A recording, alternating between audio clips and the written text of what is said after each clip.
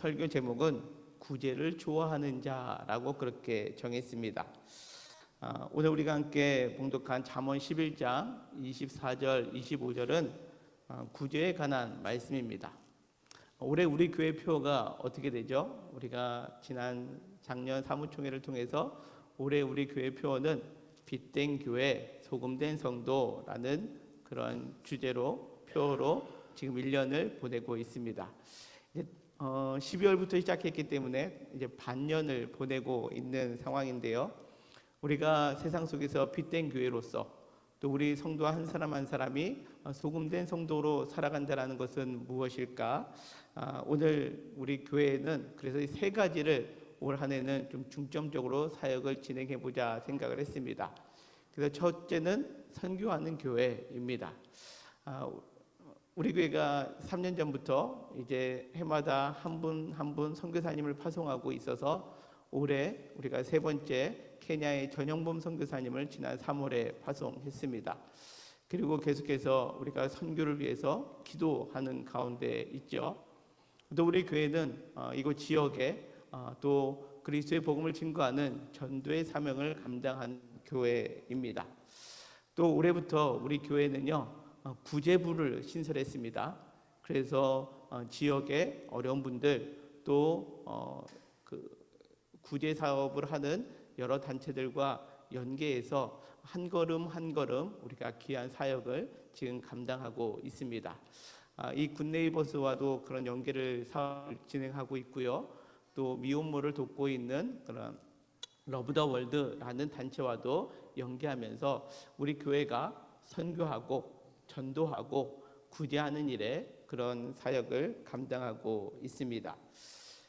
선교, 전도, 우리가 그런 말은 교회에서 참 많이 듣고 있는데 그렇다면 오늘 우리의 말씀의 주제처럼 구제, 우리 교회가 구제를 해야 하는 궁극적인 이유는 무엇일까? 여러분들 한번 오늘 말씀 속에서 함께 살펴보았으면 합니다.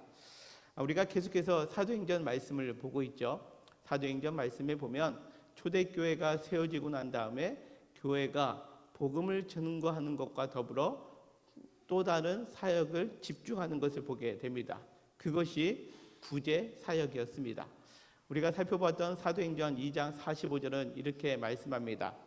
또 재산과 소유를 팔아 각 사람의 필요에 따라 나눠주었다라고 성경은 말씀합니다. 초대교회가 귀한 사역을 감당하는데 예수 그리스도를 믿음으로 구원받자라고 하는 그 복음의 메시지를 증거하는 것뿐만 아니라 그 교회 공동체가 모여서 함께 내가 구원받는 사람이다라고 하나님께 예배하고 찬송하는 자리뿐만 아니라 더 나아가 자신들의 재산과 소유를 팔아 부족한 사람들에게 연약한 사람들에게 나누어줬던 것이 초대교회의 모습입니다. 그래서 사도행전 6장에 보면 교회가 이 구제 일에 대하여 원활하지 않을 때 6장 3절처럼 성령과 지혜가 충만하여 칭찬받는 사람 7을 택하여 우리가 그 일에 맡겼다라는 표현처럼 교회에서 사람을 세우는 일 가운데 가장 첫 번째 모습이 무엇이었느냐?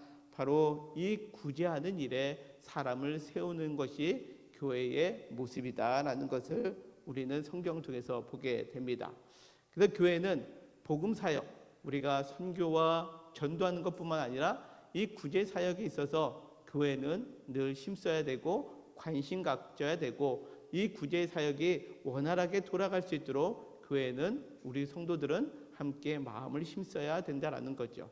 그러기에 올해 우리 교회가 빛된 교회, 소금된 성도의 사명을 감당하기 위해선 교회는 여러분들에게 구제할 수 있는 여건을 마련해 드리고 여러분들은 그 구제의 자리에 함께 여러분들이 나눌 수 있는 것, 이것이 빛된 교회, 소금된 성도의 모습이다 생각합니다. 초대교회의 모습뿐만 아니라 성경 보면 예수님께서도 이 구제에 관하여 말씀하신 적이 있습니다. 우리가 잘 아는 산상설교 가운데 6장에 보면 예수님은 당시 유대인들이 행했던 구제, 기도, 금식 가운데 어떻게 구제하는 것이 하나님께서 기뻐하시는 구제인지를 말씀하시는 장면이 나오는데요. 우리가 잘 아는 마태복음 6장 3절에 있는 말씀입니다. 같이 한번 읽을까요? 시작. 너희는 구제할 때에 오른손이 하는 것을 왼손이 모르게 하여 내 구제함을 은밀하게 하라. 은밀한 중에 보시는 너희 아버지께서 갚으시리라. 아멘. 그렇습니다. 예수님께서 너희가 구제를 해야 되는데 그 구제할 때 어떻게 해야 되느냐? 오른손이 하는 일을 왼손이 모르게 하라라고 말씀합니다. 이 말씀은 제가 산상설교를 할 때 말씀을 드린 적도 있고요. 또 성경 공부할 때도 여러분들에게 몇 번 강조해서 말씀드린 적이 있습니다. 여러분들, 오른손이 하는 일을 왼손이 모르게 하는 것이 어떻게 하는 것일까요? 이거는 내 습관처럼, 내 버릇처럼 행하는 것을 의미합니다. 여러분들의 습관 가운데 어떤 분들은 이렇게 머리를 자연스럽게 쓰다듬는 것이 습관인 분들이 있습니다. 말을 하다가도 머리를 올리고 또 가만히 있다가도 머리에 손을 이렇게 올리는 분들이 계십니다. 그렇죠? 근데 이것을 내가 의식적으로 시간이 지났으니까 머리를 올려야지 이렇게 하는 분들은 없는 것 같습니다. 그렇죠? 나도 모르는 사이에 손이 머리를 향하여 쓰다듬지 않습니까? 이것처럼 왼손이 이 머리를 올리는 오른손을 잡지는 않습니다. 어떠한 의미일까요? 오른손이 하는 것을 왼손이 모르는 사이에 행하고 있다라는 거죠. 구제가 이렇게 행해야 된다라는 것이 너는 구제할 때에 오른손이 하는 것을 왼손이 모르게 한다라는 거죠. 이 말씀은 예수님께서 마태복음 5장에 나와 있는 것처럼 주께서 우리의 마음 가운데 긍휼의 마음을 주실 때에 그 긍휼의 마음으로 누군가 연약한 자를 볼 때에 그 사람을 향하여 우리가 저 사람을 도와야 되겠다라고 하는 그 마음을 갖는 순간에 그것을 나도 모르는 사이에 행할 수 있는 것, 이것이 진정한 구제의 모습이다라는 것을 성경은 우리에게 말씀합니다. 우리 사랑하는 성도 여러분, 누군가를 볼 때에 참 안타깝다라고 여기는 순간 우리가 있죠. 더욱이 우리가 신앙을 갖고 있다면 연약한 사람을 볼 때, 또 힘든 일을 볼 때, 오늘 우리가 본 영상처럼 힘들고 어려운 일을 볼 때 참 안타깝다라는 생각을 합니다. 그런데 그것을 막을 때가 있다라는 거죠. 어떤 순간입니까? 우리의 환경과 형편과 처지가 돕고는 싶은데 라고 하면서 그 뒤에 우리의 왼손이 무언가를 행하게 하는 그런 경우들이 우리의 삶 속에 만나게 된다라는 겁니다. 그러나 성경에서는 이 구제할 때에 오른손이 하는 것을 왼손이 모르게 할 정도로 우리의 마음에 하나님이 주시는 긍휼로, 또 그것을 우리가 습관적으로 또 우리의 버릇처럼 행할 때에 하나님은 복을 주시는데 어떠한 복을 주시느냐? 오늘 우리가 함께 봉독한 잠언 11장 24절은 이렇게 말씀합니다. 같이 읽겠습니다. 흩어 구제하여도 더욱 부하게 되는 일이 있나니 과도히 아껴도 가난하게 될 뿐이니라. 아멘. 그렇습니다. 구제함에 있어서 어떻게 하느냐? 흩어 구제한다라는 거죠. 이거는 흩어 구제한다라는 거죠. 여러분들 모래를 땅바닥에 훅 뿌리면 모래의 흔적이 자국만 남지 그게 쌓여 있지 않습니다. 근데 구제라는 것이 이렇게 흩어 구제하여도 더욱 부하게 되는 일이 일어나게 된다라는 거죠. 이 흩어 구제한다라는 단어를 쓰고 있는 시편 112편 9절은 이렇게 말씀합니다. 그가 재물을 흩어 구제한 자들에게 주었으니 그의 의가 영구히 있고 그의 뿔이 영광 중에 들리리로다라고 그렇게 말씀합니다. 지금 당장 모래를 뿌려서 흔적이 남지 않는 것 같지만 그렇게 재물을 우리가 나눌 때에 빈궁한 사람을 돌볼 때에 그의 의가 영구히 있고 그의 뿔이 그의 힘이 영광 중에 일어나게 된다라고 시편은 그렇게 우리에게 말씀합니다. 조금 전에 읽었던 잠언 11장 24절에서도 보면 흩어 구제하여도 더 부하게 되는 일이 있나니 과도히 아껴도 오히려 가난하게 된다라는 것이 잠언이 주는 지혜의 말씀이다라는 거죠.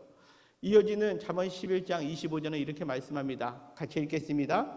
구제를 좋아하는 자는 풍족하여 질 것이요 남을 윤택하게 하는 자는 자기도 윤택하여 지리라. 아멘. 그렇습니다. 오늘 설교 제목이 구제를 좋아하는 자는 점점점입니다. 구제를 좋아하는 자는 어떻게 된다고요? 풍족하여 질 것이요 남을 윤택하게 하는 자는 자기도 윤택하게 된다라는 거죠.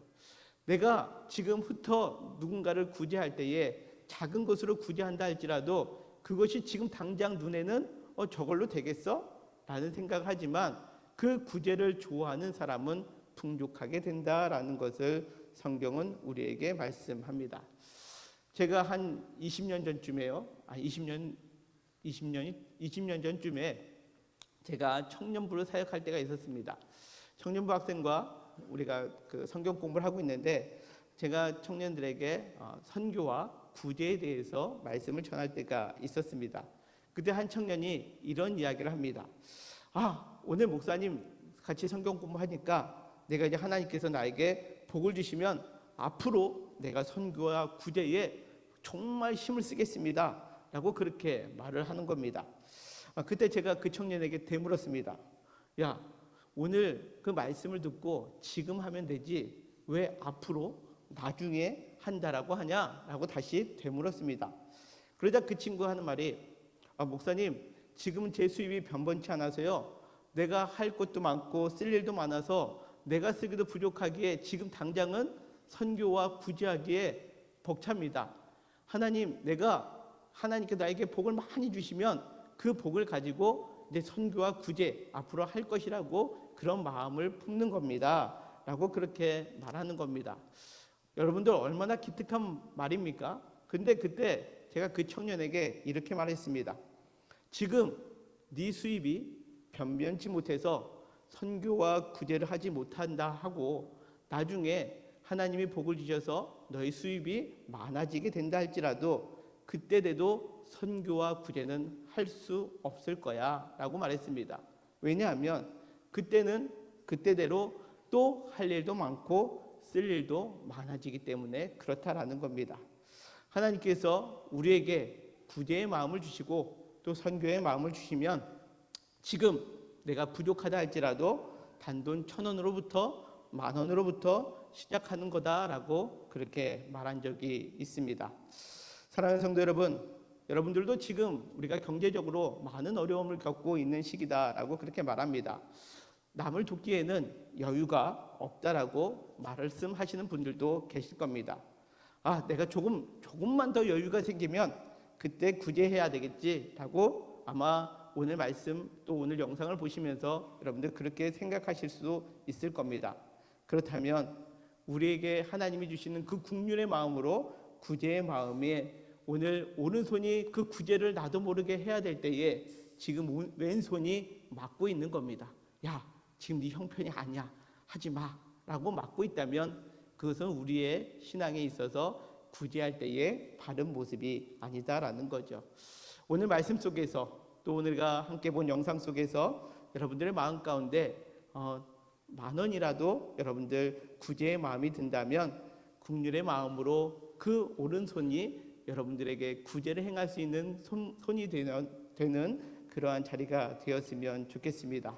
그래서 오늘 잠언 11장 24절 25절에 있는 말씀처럼 우리 영특교회 모든 성도가 구제를 좋아하는 자가 되어서 하나님께서 약속하신 풍족하여지는 은혜 그리고 모두가 윤택하여지는 삶을 살아가는 저와 우리 모두가 되시기를 주님의 이름으로 간절히 축원합니다.